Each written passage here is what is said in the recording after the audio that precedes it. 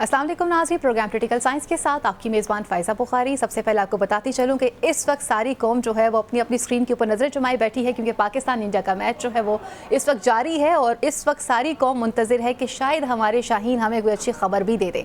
अब आते हैं कुछ सियासी खबरों की तरफ और बात करते हैं कुछ पॉलिटिकल चेंजिंग्स के हवाले से। आज पाकिस्तान मुस्लिम लीग नून का एक बड़ा नाम मियाँ मोहम्मद ज़ुबैर साहब के हवाले से बात की जाए तो उन्होंने आज अपनी सियासत छोड़ने का ऐलान कर दिया है, जिसमें उन्होंने कहा है कि पाकिस्तान मुस्लिम लीग नून से तो मेरे ताल्लुकात नहीं रहेंगे, लेकिन अपना सियासी लाहे अमल में आइंदा आने वाले दिनों में बताऊंगा। फिलहाल किसी पॉलिटिकल पार्टी को ज्वाइन नहीं कर रहा। मेरे कुछ तहफ़्फ़ुज़ात हैं जिनकी वजह से पार्टी को छोड़ रहा हूँ। इससे पहले शाहिद हक़ान अब्बासी साहब ने अपने तहफ़्फ़ुज़ात का इजहार किया था, चौधरी निसार साहब ने भी किया था और दीगर अरकान भी कुछ इस तरह की लिस्ट में नज़र आते हैं जो कि पार्टी के कुछ फैसलों से नाराज़ नज़र आते हैं। दूसरी तरफ पर पेशगोई की है मंजूर बिसान साहब ने। उनका ये कहना है कि गवर्नमेंट जो है वो मज़ीद 3 माह से ज़्यादा नहीं चल सकती है। असम्बलियाँ जो हैं वो तहलील हो जाएंगी। शहबाज शरीफ साहब जो हैं इन असम्बलियों को तहलील करेंगे और नवाज शरीफ साहब वज़ीर आज़म नहीं बन सकते। सूबाई हुकूमत तो कायम रहेगी लेकिन चेहरे बदलते रहेंगे। और इमरान खान साहब के हवाले से उनका ये कहना था कि रिलीफ दिए जाते हैं तो वापस भी ले लिए जाते हैं, इस पर खुश होने की ज़रूरत नहीं है। खैबर पख्तूनख्वा में भी लड़ाई चल रही है। एक तरफ पे वज़ीर आला है और दूसरी तरफ पे गवर्नर हैं। वज़ीर आला ने कल सवात में जलसे से खिताब करते हुए कहा कि अगर हम पे टैक्स लगाए गए तो आप अपने पैरों पर आएंगे लेकिन जाएंगे कंधों पर। और आज उसका जवाब देते हुए फैसल करीम कुंडी ने कहा कि जो नाचने वाले घोड़े होते हैं वो कभी मैदान में दौड़ा नहीं करते। और मज़ीद उन्होंने ये कहा कि हमारे जो वज़ीर आला हैं उन्होंने इस बात को साबित कर दिया है कि उनका माइंड सेट क्या है। उनके ऊपर 9 मई में मुलव्वस होने का भी इल्ज़ाम है और इसके साथ साथ अपने सूबाई वज़ीर के कत्ल में मुलव्वस होने का भी इल्ज़ाम है। तो ये किस तरह की बातें कर रहे हैं। अपने पैनल की तरफ बढ़ते हैं। पैनल में हमारे साथ मौजूद हैं आज़म चौधरी साहब, मोहम्मद निशाद अली साहब। उनसे जानते हैं कि इस हवाले से क्या राय रखते हैं। सबसे पहले गैर सियासी सवाल, आज मैच कौन जीत रहा है आज़म साहब? इंशाल्लाह पाकिस्तान। आपको टीम पर भरोसा है? खुशखबरी आ सकती है? टीम पे भरोसा हर तोड़ने की कोशिश की थी टीम ने चंद दिन पहले जब अमेरिका से हारी है, लेकिन फिर भी उम्मीद है कि इंशाल्लाह इंडिया के मुकाबले में पाकिस्तान ही जीतेगा। ठीक है, निशाद साहब आप भी जल्दी से जवाब दे दें फिर ताकि हम अपने पॉलिटिकल इश्यूज की तरफ बढ़ते हैं। आप ख्वाहिश की बात कर रही हैं या वाकयातन पूछ रही हैं? मैं वाकयातन पूछ रही हूँ, ख्वाहिश का इजहार तो उन्होंने किया है। भाई जीतना तो उसको चाहिए जो मैदान में अच्छा खेल पेश करेगा। अब ख्वाहिश की बात है तो अब बतौर पाकिस्तानी मेरी ख्वाहिश तो हर वक्त यही रहती है कि पाकिस्तानी टीम जीते, दुआएं भी यही रहती है कि टीम जीते। बदकिस्मती ये है कि हर दफ़ा दुआओं की ज़रूरत ही पेश आती है, ये जो नहीं आनी चाहिए। दुआ की जा रही थी कि बारिश हो जाए। जी अच्छा आज़म साहब, हम बात करते हैं कुछ पॉलिटिकल सियासी मैच की बात करते हैं। आज साबिक गवर्नर सिंध जो है उन्होंने अपनी पार्टी को भी छोड़ दिया है और मज़ीद उन्होंने कुछ तहफ़्फ़ुज़ात का भी इजहार किया है। सियासी लाहेअमल का भी ऐलान करूँगा। तो पाकिस्तान मुस्लिम लीग नून को इस टाइम पर ज़ुबैर साहब का छोड़ना, आप क्या समझते हैं कि ये इनके लिए कोई बड़ी अलार्मिंग सिचुएशन है, उनको बड़ा नुकसान हुआ है? किस तरह से देख रहे हैं आप इसको? शुक्रिया फ़ायदा। ये बात जो ज़ुबैर साहब ने बातें की है ना, ये कोई और बात करता है तो उसको कहते हैं ये प्रोपेगेंडा है, ये सियासी तौर पर ना दूसरी पार्टी को बदनाम करने की साजिश है। तो इस किस्म की तरह तरह की बातें उड़ाई जाती, सोशल मीडिया का प्रोपेगेंडा करार दिया जाता है। अब ज़ुबैर साहब ने वही बातें की हैं जो आम आदमी करता है। जी। जब आप तकाजा करते थे कि वोट को इज्जत दो, एक बयानिया लेके आए तो उस बयानिया के साथ लोग खड़े हुए। जी बिल्कुल। लोगों ने आपको इज्जत दी भी, नज़र भी आई। जब आपने खुद वो बयानिया छोड़ दिया तो लोगों ने उसका भी आपने देख लिया रिजल्ट्स ये इंतखाबात के अंदर। बिल्कुल। अब आपकी अपनी पार्टी के लोग कह रहे हैं कि आपने अपने उस बयानिए वोट को इज्जत दो का बयानिया छोड़ के आपने इक़्तिदार लेने के लिए हर हरबा इस्तेमाल किया और हर लिमिट क्रॉस की, और आपका मकसद ही सिर्फ इक़्तिदार लेना था।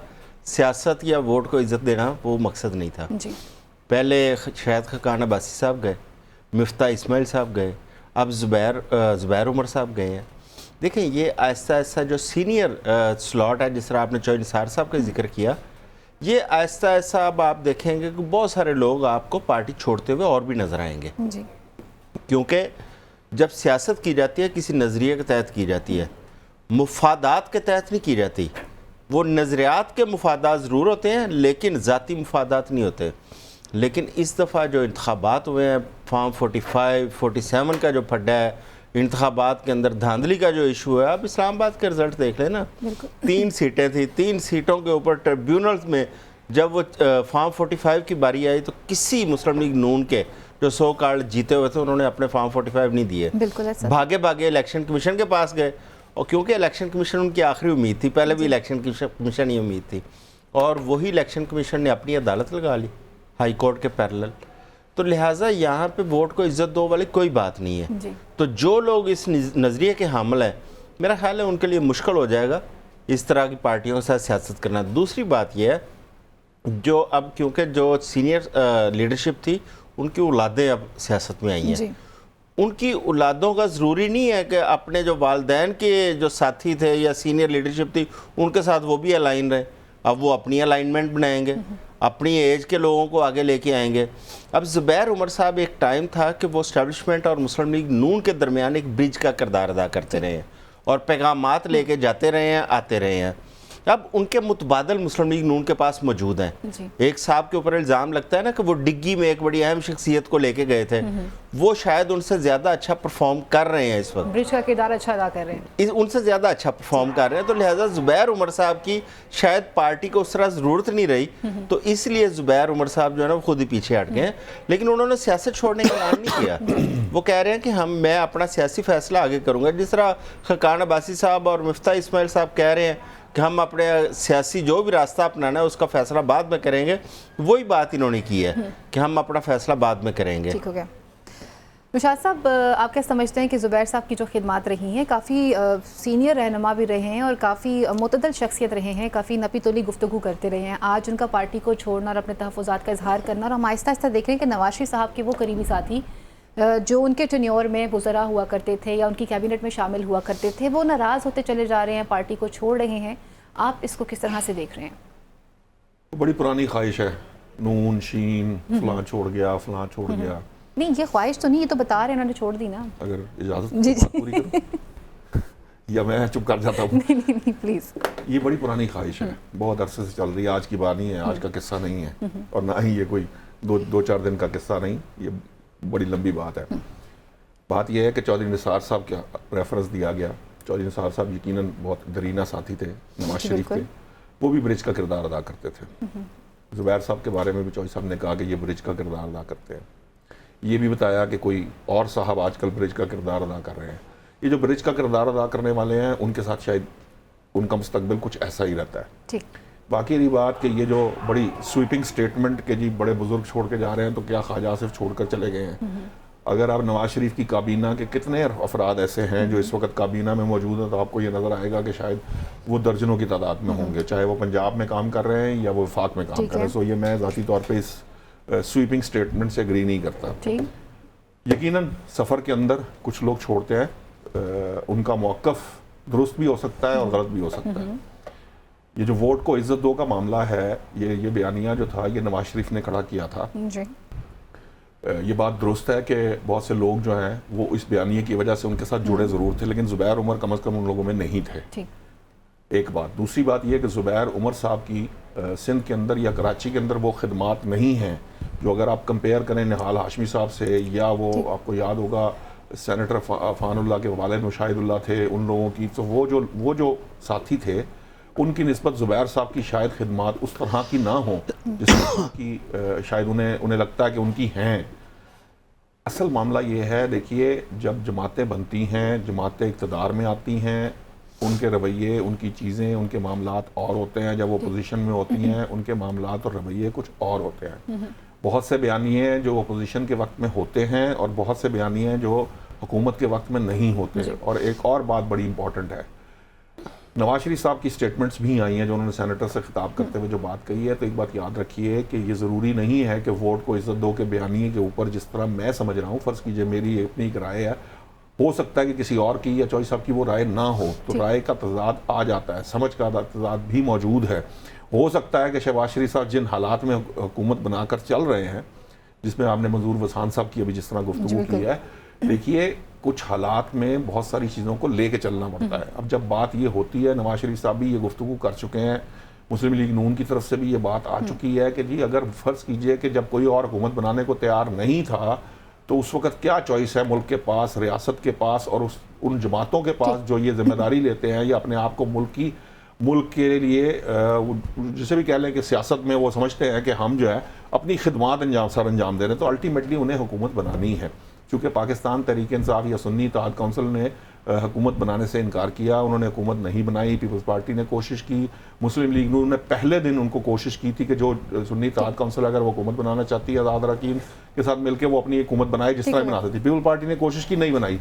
یہ بات نواز شریف بتا چکے ہیں کہ چونکہ نہیں بنائی اس لیے ہمارے پاس اس کے علاوہ کوئی چوائس نہیں کہ حکومت بنائے، اور جن حالات میں حکومت بنی ہے اور جن حالات میں حکومت چل رہی ہے ہمیں اس کے اندر ابھی بھی ہائیبرڈ کی املگمیشن نظر آتی ہے. یہ بات کسی سے ڈھکی چھپی نہیں ہے، یہ سب جانتے ہیں. بہت سی باتیں جو ہیں، بہت سے معاملات جو ہیں وہ ان کو کہنے کی ضرورت نہیں ہوتی، وہ نظر آ رہے ہوتے ہیں. لیکن آپ نے ریاست اور سیاست کے ساتھ ساتھ آپ نے ملک اور قوم کے حالات بھی دیکھنے ہیں اور ان کو دیکھ کر فیصلے کرنے ہیں. فیصلے غلط تھے یا صحیح تھے، یہ حکومت جب جائے گی تب سمجھ میں آئے گا کہ کیا غلط کیا گیا یا صحیح کیا گیا.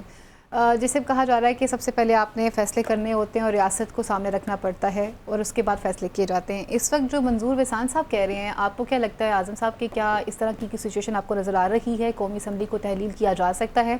اور جیسے بتا رہے ہیں کہ حالات کافی کریٹیکل بھی ہوئے ہوئے ہیں گورنمنٹ کے حوالے سے. اچھا جی، پہلی بات تو یہ ہے کہ میاں صاحب نے، مجھے نہیں یاد پڑتا کہ پہلے دعوت دی ہو کسی پارٹی کو، پہلے انہوں نے وکٹری سپیچ کی تھی. وکٹری سپیچ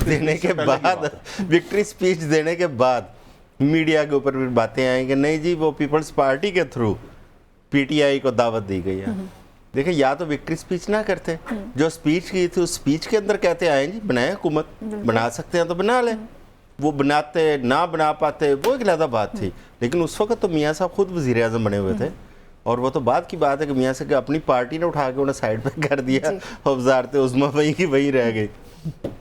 اچھا اب آ جاتے ہیں منظور وسان صاحب. منظور وسان صاحب اسی پارٹی کا، اسی گورنمنٹ کا حصہ ہے، ان کی جماعت اسی گورنمنٹ کا حصہ ہے. بے شک وہ کہیں کہ ہمارے پاس صرف آئینی عہدے ہیں، ہم حکومت کا حصہ نہیں ہے، ان کا کلیم اپنی جگہ پہ، لیکن عملاً وہ اس حکومت کا حصہ ہے. بالکل ہے، صدارت ان کے پاس ہے، گورنرشپ ان کے پاس ہے، آئینی عہدے ان کے پاس ہیں، صوبہ ان کے پاس ہے. اب اگر وہ کہہ رہے ہیں کہ اگلے 3 ماہ جو ہے وہ اس حکومت کے لیے مشکل ہے اور 3 ماہ میں ممکن ہے کہ شہباز شریف صاحب اسمبلی توڑ دیں، تو میرا خیال کچھ نہ کچھ تو کھچڑی پک رہی ہے اندر. کوئی نہ کوئی ایسی چیزیں تو ضرور ہیں جو پیپلز پارٹی کو نظر آ رہی ہیں، جو حکومت کے اندر بیٹھی ہے. ہمیں تو یہی نظر آ رہا ہے کہ بجٹ آنا ہے، بجٹ میں ہمارے اوپر سختیاں آنی ہیں، ہمارے اوپر مہنگائی کا ایک ریلا آنا ہے، آئی ایم ایف کی جو شرائط آنے والی ہے وہ آنی ہے. ہمیں تو یہ نظر آ رہا ہے. لیکن جو اندر بیٹھے ہیں، ایک ہاؤس کے اندر بیٹھے ہیں، ان کے سامنے اور بہت ساری کھلی چیزیں پڑی ہوں گی. ان کو نظر آ رہا ہوگا کون کون سے ایسے مسائل ہیں. اس کی وجہ اصل یہ ہے کہ حکومت چل نہیں پا رہی. دعوے جتنے مرضی کریں کہ ہم یہ کر رہے ہیں، ہم اکانومی کو ٹھیک کر رہے ہیں، ہم انڈسٹری کو ٹھیک کر رہے ہیں، ہم ملک کو چلا رہے ہیں. دیکھیں عملاً ملک نہیں چلا پا رہے یہ لوگ. عملاً اس وقت سمجھ آئے گی جب اس ملک کی اکانومی واقعی ٹھیک ہوگی، جب عام آدمی جو ہے اس کو سکھ کا سانس ملے گا، اس وقت پتہ چلے گا کہ ملک ہمارا رائٹ ٹریک پہ جا رہا ہے. ابھی تو صرف تکلیفیں نظر آ رہی ہیں اور مہنگائی نظر آ رہی ہے. اور حکومت کے اپنے کنٹرول میں جو چیزیں ہیں، جس طرح بجلی ہے، گیس ہے، کیا اس میں عوام کو ریلیف دیا ہے؟ پیٹرول عالمی مارکیٹ میں آپ دیکھیں روزانہ سستا ہو رہا ہے، ہمیں کیا ریلیف دیا ہے؟ ہمیں تو ویسے کہ ویسے اتنی ریٹس کے اوپر چیزیں مل رہی ہیں. آپ کا موقف آ چکا ہے سر، وقت مختصر ہے. اس سے پہلے اگلے ایشو کی طرف بڑھوں میں چاہوں گی، آپ اسے بھی کنکلوڈ کر دیجیے گا. گورنمنٹ جو ہے، آپ کو کیا لگ رہا ہے کہ جس طرح سے منظور وسان صاحب کہہ رہے ہیں کہ قومی اسمبلی تحلیل ہو سکتی ہے، آپ کو اس کے چانسز نظر آ رہے ہیں؟ اور اگر ہے تو ایسا کیوں ہونے جا رہا ہے؟ ہم نا بحیثیت قوم جذباتی ہیں، ہم دل سے سوچتے ہیں، دماغ سے نہیں سوچتے. اب کیسی خوش قسمتی اور بدقسمتی ہے کہ چوئی صاحب کو اب منظور وسان کی جو پیش گوئی ہے وہ بھی پسند آ جاتی ہے، کیونکہ اپنے دل کی خواہش میں نے تو نہیں کہا، میں نے کہا تو وہ تو اندر بیٹھے ہیں، وہ تو حاصل ہے اس کا. یہ ہے انہوں نے ہزاروں پیش گوئیاں کی ہیں اور کبھی کبھی کوئی شاید تکا بھی لگ جاتا ہو. ایک زمانہ تھا شیخ رشید صاحب بھی ان کی جو ہے نا ان کے فالوور بن گئے تھے اور وہ بھی ایسے بڑے چھکے مارتے تھے، وہ بقرہ عید سے پہلے یہ اور قربانی پہلے اور قربانی بعد میں. یہ اس طرح کی گفتگو کا کوئی حاصل نہیں ہوتا ماں سوائے اس کے کہ وہ ان لوگوں کی جو ہے نا خواہشات کو صرف سیٹسفائی کرتی ہیں جو وہ یہ سوچنا اور سمجھنا چاہ رہے ہوتے ہیں کہ ایسا ہو. باقی رہی بات، دیکھیے میں بار بار ایک بات کہتا ہوں کہ ہمیشہ کسی بھی چیز کو اگر فرض کیجیے آپ کے سامنے کوئی بات آتی ہے تو آپ یہ ضرور سوچ لیتے ہیں کہ اگر فرض کر لیں کہ یہ حکومت جو ہے اس کو تحلیل کر دیا جائے تو حکومت بنائے گا کون؟ ذرا یہ بھی سمجھا دیں، ٹھیک ہے نا. ہاں ہو سکتا ہے کہ چوئی صاحب کو جو ہے نا وہ دعوت دی جائے کہ جناب آ جائیں، کیونکہ ہمارے صافی آج کل بڑے ان ہیں، وہ مطلب کوئی منسٹر ہے، کوئی کچھ ہے، کوئی کوئی چیئرمین ہے کسی جگہ کا, تو ہو سکتا ہے چوہی صاحب کو یہ خیال ہو کہ وزارت عظمیٰ جو ہے نا وہ ادھر کی طرح آ جائے گی. مجھے تو صرف صحافیوں کے اوپر جو بمب گر رہے ہیں نا بلوں کی صورت میں, یہ جو مسلم لیگ نون کرا رہی ہے, مجھے تو وہی نظر آ رہے ہیں. وہ الگ بات ہے. تو یہ ہے صرف خواہشات کا معاملہ. ادروائز آپ ان کی ٹوٹل نمبر آف جو اس طرح کی پیش گوئی ہیں وہ نکال لیں, شاید ہی کوئی شاذ و نادر کوئی ایک آدھ ہوئی ہو. تو اس لیے ان چیزوں میں یہ کوئی بات جو ہے نا وہ بحث کے قابل نہیں ہوتی, نہ ان پہ گفتگو کو کوئی سمجھ میں آتی ہے, نہ کوئی سارا ہوتا ہے نہ کوئی پاؤں ہوتا ہے. اگلے ٹاپک کی طرف بڑھتے ہیں, کچھ بات کرتے ہیں. لڑائی ہو رہی ہے خیبر پختونخوا میں, یہ لڑائی کا سلسلہ رک نہیں رہا, اور جس طرح کی بیان بازی کی جا رہی ہے, 2 سینئر لیول کے لوگ ہیں اور ایک کے پاس گورنرشپ کا عہدہ اور ایک سی ایم ہے, اس طرح کی گفتگو کر رہے ہیں. کس طرح سے دیکھنا آپ اس لڑائی کو؟ اور اس سے پہلے شرجیل میمن صاحب یہ بات کہہ چکے ہیں کہ یہ نہ ہو کہ میں اپنا آئینی حق استعمال کرتے ہوئے علی امین گنڈاپور صاحب کو واپس بھیجنا پڑے. دیکھیں, جب یہ لڑائی ہم سنتے ہیں نا, جب بیانات سنتے ہیں گنڈاپور صاحب کے اور کنڈی صاحب کے, تو بے ساختہ آپ کا جو ہے نا ہنسی نکل جاتی ہے. وہ 2 مرغے جب لڑ رہے ہو نا, آپ ان کو دیکھیں نا, تو بالکل اسی طرح کی ایک فنی سی لڑائی ہے ان کی. عجیب و غریب وہ تیر برسا رہے ہیں ایک دوسرے کے اوپر, وہ دھمکیاں ایک دوسرے کو دے رہے ہیں. اچھا پہلے 2-3 دن لڑتے ہیں, اس کے بعد صلح کر لیتے ہیں, پھر ایک فیز آتا ہے, پھر 2-3 دن بعد لڑنا شروع ہو جاتے ہیں. یہ پہلے بھی ہم کئی دفعہ اس پہ بات کر چکے ہیں کہ آپ کی اس لڑائی کا اس صوبے کو کیا فائدہ. آپ ایک دوسرے کو دھمکیاں دیتے ہیں, اچھا یا تو پھر ایسا ہے کہ آپ دونوں نا ایک اکھاڑے میں چلے جائیں تاکہ سارے لوگ جو ہے آپ کی لڑائی دیکھیں. اب اس قسم کی لڑائی آپ لڑتے ہیں, لوگ اس کو انجوائے کرتے ہیں, لوگ اس کو فن کے اس کے زمرے میں لیتے ہیں. بھئی آپ کی لڑائی کا صوبے کو تو نقصان ہے, فائدہ تو نہیں پہنچ سکتا. نہ گورنر کی کئی باتوں کا کوئی فائدہ ہے, نہ وزیر اعلیٰ کی کئی باتوں کا ہے. بجائے اس لڑائی لڑنے کے کوئی پروڈکٹیو کام کریں, کام کر کے دکھائیں. پہلے جس طرح میں عرض کر رہا تھا کہ پوری قوم اس وقت مشکل میں ہے, آپ قوم کے لیے کوئی اچھا کام کریں, لوگ چلے آپ کو اچھے الفاظ میں یاد رکھیں گے. اقتدار آنی جانی چیز ہے, آپ کو موقع ملا ہے, اللہ نے آپ کو یہ حیثیت دی ہے, تو اپنا کردار ادا کریں. لیکن انہوں نے ان ایسی ہی لڑائیوں میں, ایسے ہی جملہ بازیوں میں وقت ضائع کرنا ہے, اور بعد میں یہ کہیں گے جی ہمیں تو کام نہیں کرنے دیا گیا تھا, جو سیاستدانوں کا یہاں پہ ہے. پہلے کام کرتے نہیں ہیں, اس کے بعد ان کے پاس ایک ہی ہوتا ہے بس کہ جی ہمیں تو اس وقت کام نہیں کرنے دیا گیا. اب مجھے نہیں سمجھ آ رہی کہ گنڈاپور صاحب کو کنڈی صاحب نہیں کام کرنے دے رہے, یا کنڈی صاحب کو گنڈاپور صاحب نہیں کرنے دے رہے, دونوں ہی کام نہیں کرنا چاہ رہے. دوسری بات یہ ہے کہ دیکھیں, آپ نے میمن صاحب کی بات کی ہے نا, کوئی چانس نہیں ہے گورنر راج کا, آؤٹ آف کوسچن. نہ وہاں پہ گورنر راج لگ سکتا ہے, نہ کوئی اور لگ سکتا ہے. یہ ایسے ہی چلانا ہے, اور یہ بہتر طریقے سے چلائیں گے تو میرا خیال ہے دونوں کی عزت میں اضافہ ہوگا. شاہ صاحب, کس طرح سے آپ اس لڑائی کو کنکلوڈ کرتے ہیں؟ وہ T20 کی بات ہو رہی ہے, سیاسی T20 چل رہا ہے جو 20-20 اوور کا ہوتا ہے, پھر اس کے بعد پھر اگلی دفعہ پھر شروع ہو جاتا ہے. دیکھیے بات یہ ہے کہ علی امین گنڈاپور صاحب کی جو بطور سی ایم نومینیشن تھی, وہ اور کنڈی صاحب کی بطور گورنر نومینیشن, ایکچولی ان دونوں کے موٹیوز وہی ہیں جو آپ کے سامنے نظر آ رہے ہیں. ان کو سی ایم بھی اسی مقصد کے لیے لگایا گیا تھا جو وہ کر رہے ہیں, اور کنڈی صاحب کو گورنر بھی اسی لیے لگایا گیا ہے جو وہ کر رہے ہیں. صوبے کو ڈیلیور کون کرے گا؟ اب مسئلہ یہ ایکچوئل جو بات ہے, اصل مسئلہ یہ ہے کہ سیاسی جماعتیں خاص طور پر ان معاملات کو نہیں سوچتی. چوہی صاحب نے ایک بہت اچھی بات کی ہے, آپ کو آٹے میں نمک کے برابر وہ پالیٹیشین ہوتے ہیں, سیاستدان ہوتے ہیں جن کو دوبارہ موقع ملتا ہے. باقی ایک میجورٹی جو ہے نا, ان کو شاید زندگی میں ایک بار موقع ملتا ہے, اور جنہیں ایک بار موقع سنبھالنا آتا ہے وہی وہ لوگ ہوتے ہیں جن کو دوبارہ موقع ملتا ہے. ورنہ آپ کو دوبارہ موقع نہیں ملتا. یہ اس طرح کی جیسے کہہ لیں کہ اللہ تعالیٰ جو عزت بخش دیتا ہے آپ کو, آپ چاہے گورنر ہیں چاہے سی ایم, ان پوزیشنز کو لینے کا مطلب یہ ہے کہ آپ نے ایکچولی یہ حلف اٹھایا ہے ریاست, اور اس کے بعد آپ کی جو سب سے اہم ذمہ داری ہے وہ ہے عوام. آپ نے ہر حال کے اندر عوام کی خدمت کرنی ہے. آپ سو رہے ہیں تب بھی کرنی ہے, جاگ رہے ہیں تب بھی کرنی ہے. سو آپ کو ایک دوسرے کو, جیسے کہتے ہیں نا, ایک دوسرے کو بجائے اس کے کہ آپ ایک دوسرے کے لیے کھوٹا راہ کر رہے ہیں ایک دوسرے کا, اس سے نکلے گا کچھ نہیں. یہ وہی بات ہے کہ آپ کسی کے لیے گڑھا کھودیں گے تو خود اس میں گر جائیں گے. آپ ایک دوسرے کے گڑھے نہ کھودیں, آپ عوام کے لیے وہ جو گڑھے ان کے رستے میں آئے ہیں ان کو پر کریں تاکہ وہ آپس کی لڑائیاں نہیں لڑنی اور نہ ہی سیاسی لڑائیاں لڑنی ہے, بلکہ عوام کو ڈیلیور کرنا ہے. یہاں پر وقت ہوا چلتا ہے مختصر سی بریک کے بعد مزید ایشوز کو پروگرام کا حصہ بناتے ہیں.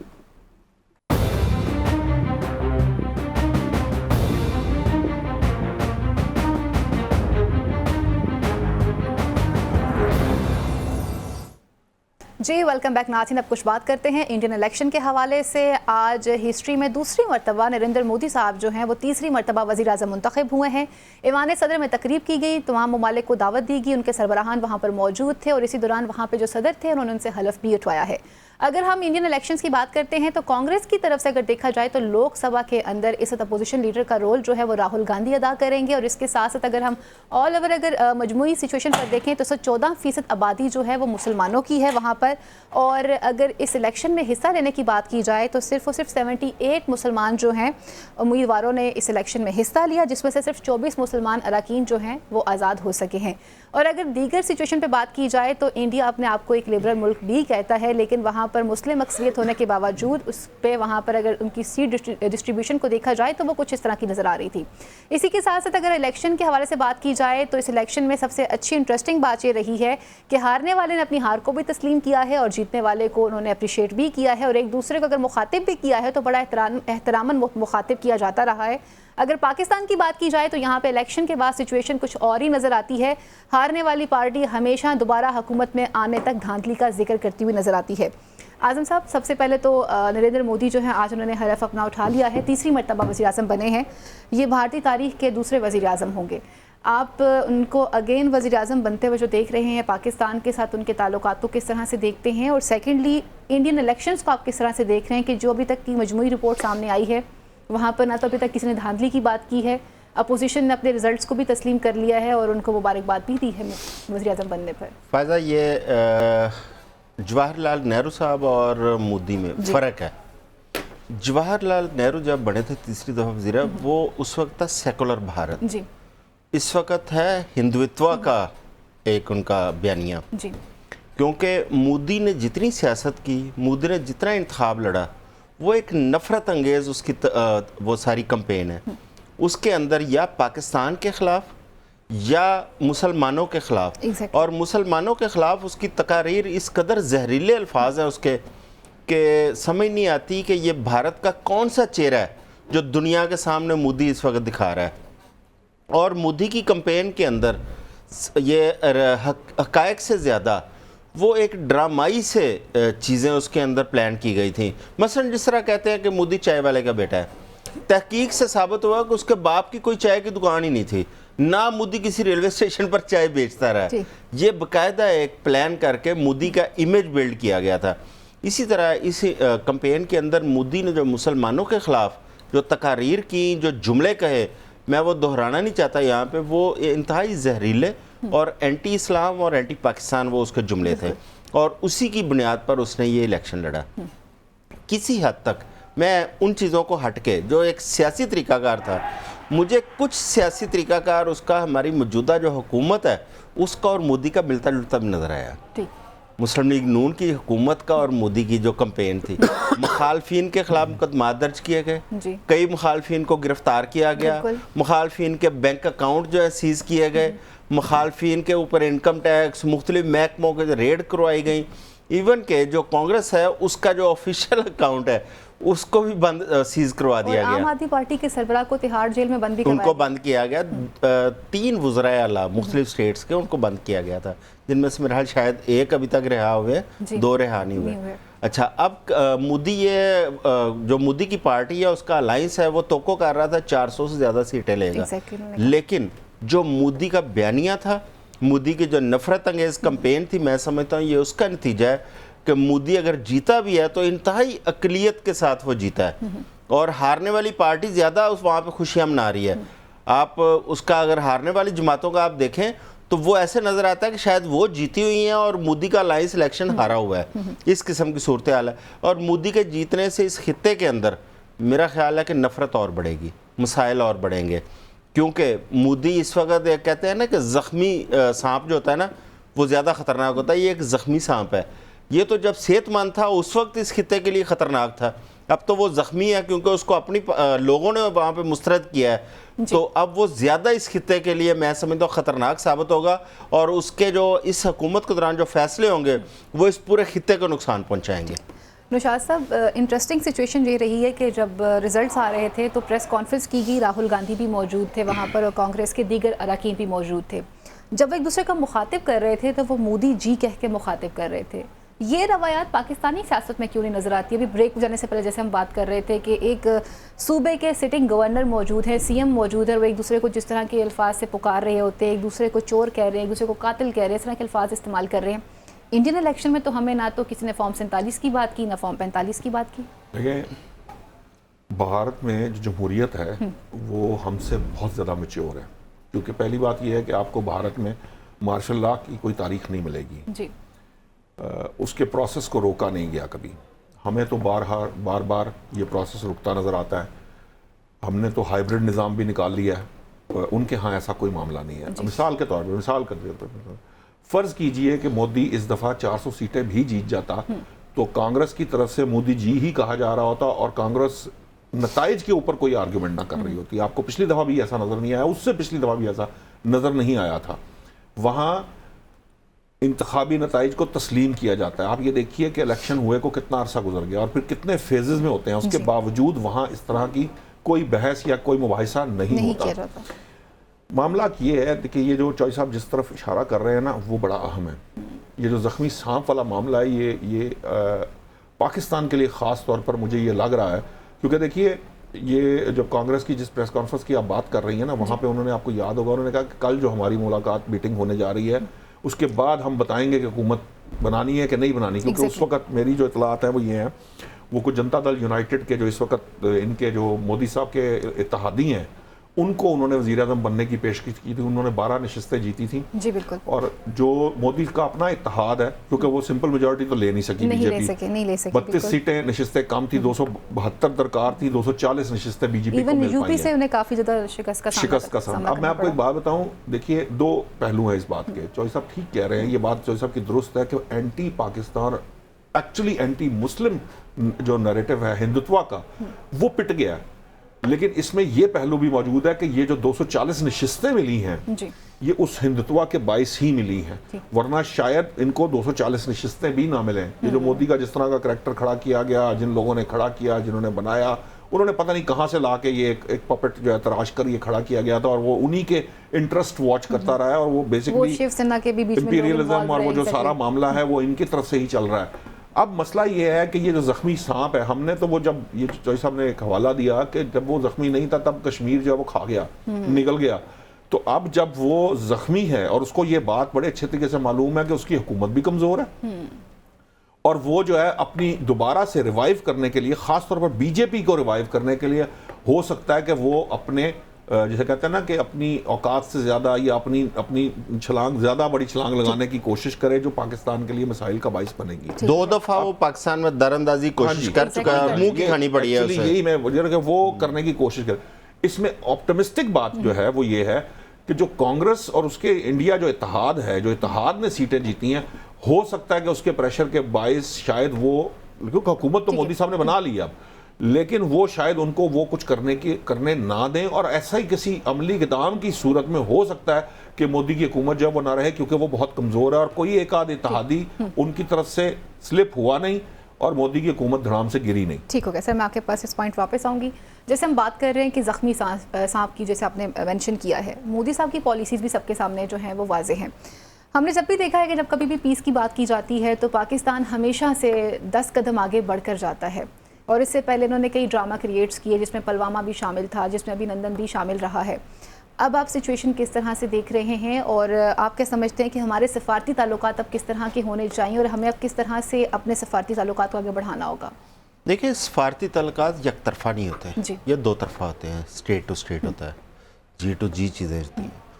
اب دیکھیں مودی کے جو 10 سال ہیں پچھلے، اگر آپ ان پہ بغور تھوڑا سا جائزہ لیں، پاکستان کے اندر جتنی دہشت گردی ہوئی ہے، ہر دہشت گردی کے پیچھے آپ کو کہیں نہ کہیں انڈیا کا ہاتھ نظر آیا ہے. چاہے وہ افغانستان کے راستے ہوئی ہو، چاہے وہ بلوچستان میں کسی جگہ سے آئی ہوئی ہو، چاہے براہ راست اس نے، اب بھی جو حالیہ ہو رہی ہیں، چاہے وہ کلبھوشن یادو ہو، چاہے وہ ابھینندن کی صورت میں جہاز اڑا کے یہاں پہ وہ دراندازی کی کوشش ہو، مودی نے ہر طریقے سے پاکستان کو نقصان پہنچانے کی کوشش کی. اور پاکستان کو سب سے زیادہ جو معاشی نقصان پہنچا ہے وہ اس دہشت گردی کی وجہ سے پہنچا ہے، اور یہ مودی کے دور میں ہمیں سب سے زیادہ نقصان کا سامنا کرنا پڑا ہے. تو لہٰذا وہ باز نہیں آئے گا، وہ پھر کوشش کرے گا کہ پاکستان کو کسی بھی طرح نقصان پہنچائے، پاکستان کی اکانومی ہو یا پاکستان کی سرحدیں ہو، وہ شرارت سے باز نہیں آئے گا. لیکن میں سمجھتا ہوں کہ اس وقت پہلے مودی کو بڑی کھلی چھوٹ تھی، اس کے سامنے اپوزیشن بڑی کمزور تھی. اس وقت مودی کے سامنے ایک مضبوط اپوزیشن بھی موجود ہے. اب کشمیر کا اگر اس کے رزلٹس آپ دیکھیں، مودی نے جو کشمیر کو چھیننے کے لیے جو اقدامات وہاں پہ کیے تھے، مودی کو اس کا خمیازہ کشمیر میں بھگتنا پڑا ہے. کشمیر کی سیٹوں پہ اگر آپ غور کریں تو مودی نے وہاں سے بڑی اکثریت کے ساتھ سیٹیں ہاری ہیں وہاں سے.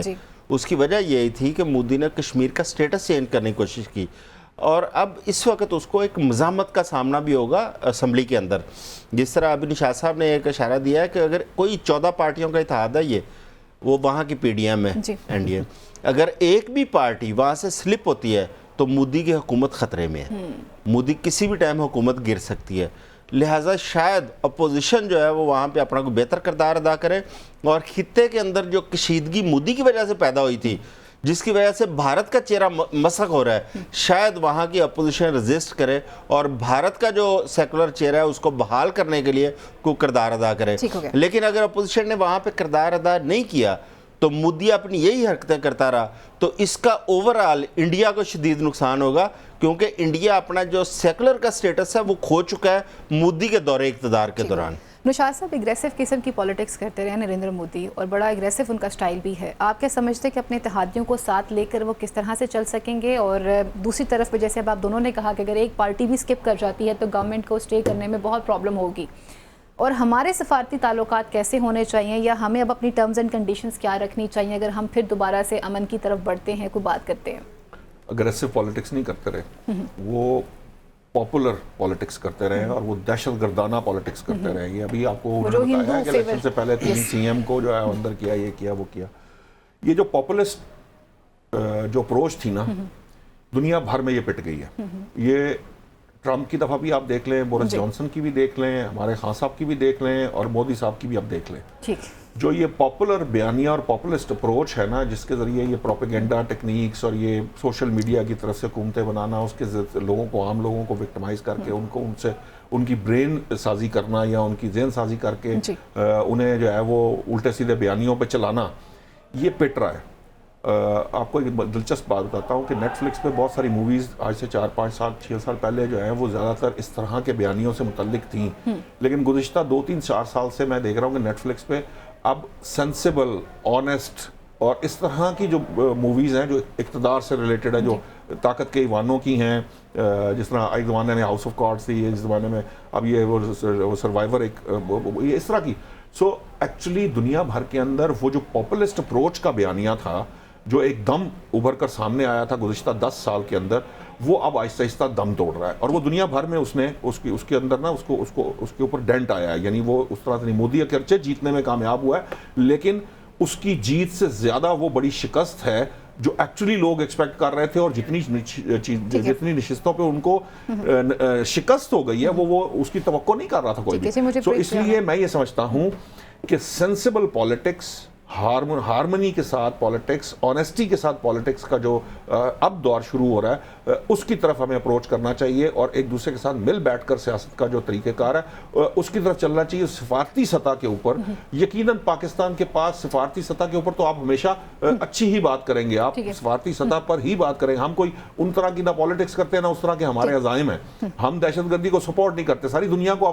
اور لکیلی اس سارے مودی کے معاملے کے اندر پہلے بھی اس سے وہ یہ ہو رہا تھا، لیکن مودی کی وجہ سے انڈیا ایکسپوز ہو چکا ہے اس دہشت گردی کے، جو وہ ایکچولی دنیا میں دہشت گردی ایکسپورٹ وہ کر رہا ہے. انڈیا ایکسپوز ہوا ہے، مودی صاحب جو ہیں اب اس کو آگے سے کس طرح سے فردر کنٹینیو کرتے ہیں، یا وہ اپنی پالیسیز کو چینج کریں گے، اور بالخصوص پاکستان کے ساتھ تعلقات ٹھیک ہیں یا خراب کرتے ہیں، یا وقت ہی بتائے گا. یہاں لیتے ہیں بریک، اور بریک کے بعد مزید ایشوز کو پروگرام کا حصہ بناتے ہیں.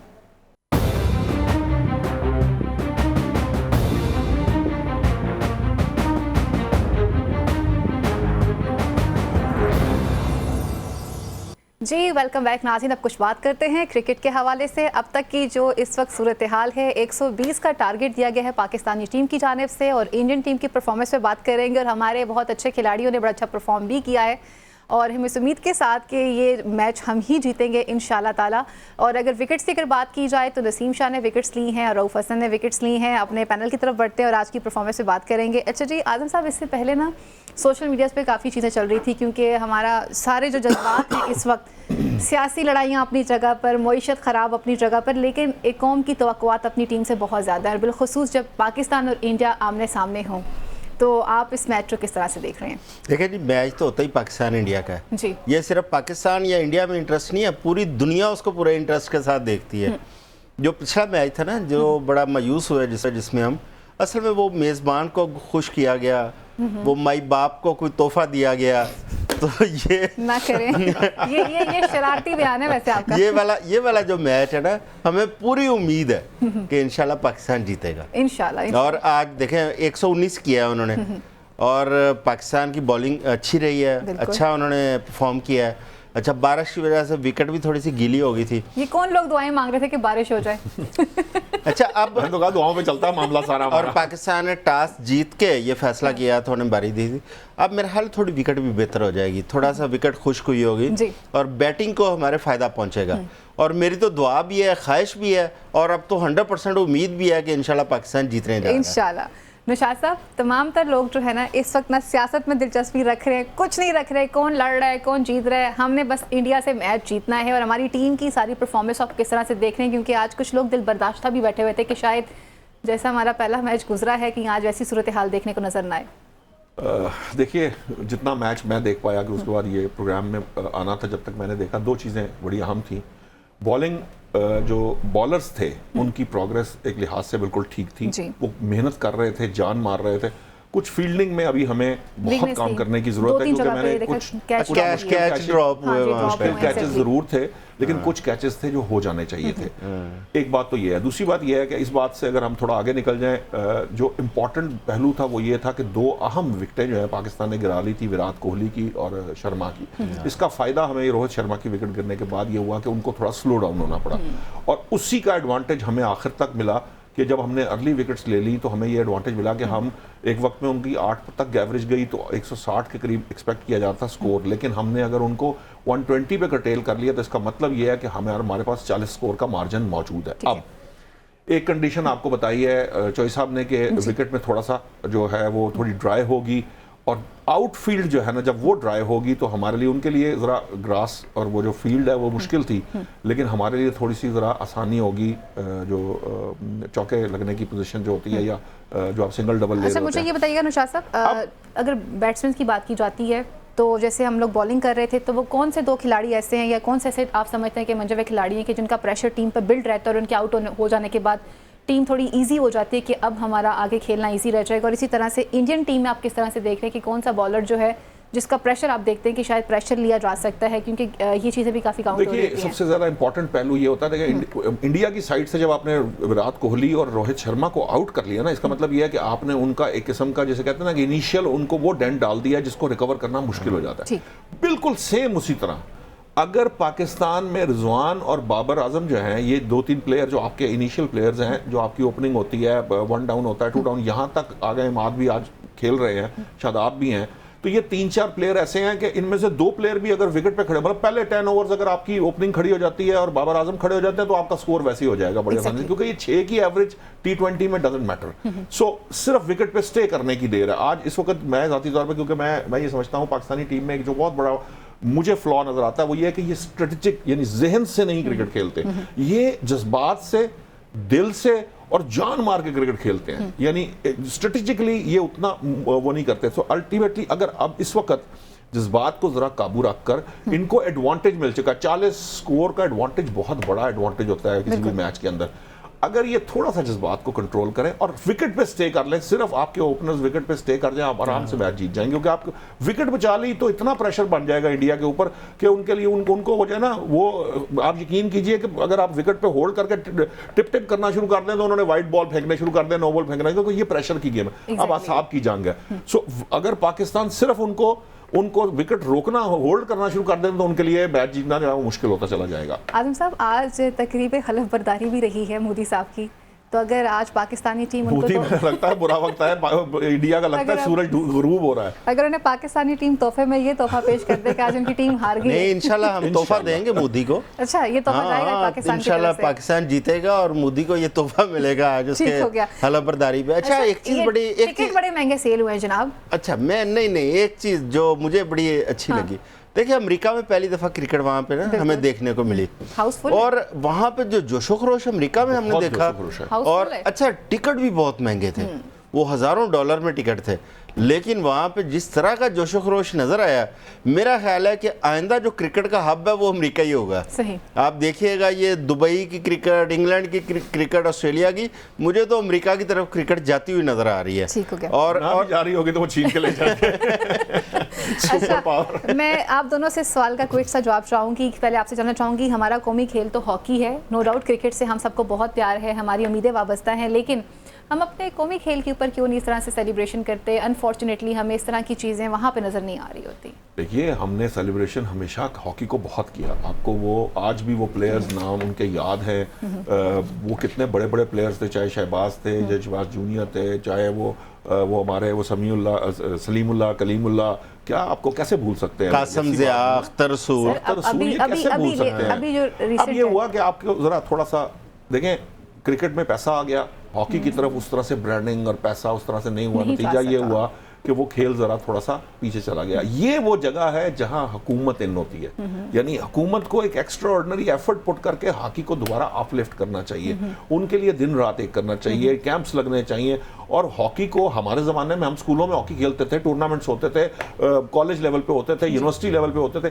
اس کو دوبارہ سے ریوائیو کرنا پڑے گا. کرکٹ میں بھی، تمام سپورٹس میں، ہر سپورٹس کی دنیا میں کھیلے جانے والا ہر کھیل جو ہے وہ اسکول سے لے کر یونیورسٹی سطح کا لازمی ہونا چاہیے. اس کے پلیئرز بھی ہونے چاہیے، اور ان کا جو ٹوٹل جو ان کی جو پیٹرنیج ہے وہ حکومت کی ذمہ داری ہونی چاہیے، اور ان کو سبسڈائز کیا جانا چاہیے. آپ کس طرح سے کنکلوڈ کریں گے، کیونکہ ہمارے بچے کھیلنا چاہتے ہیں، میدان نہیں ہے ہمارے پاس. اسی بات کو آگے بڑھاتا ہوں.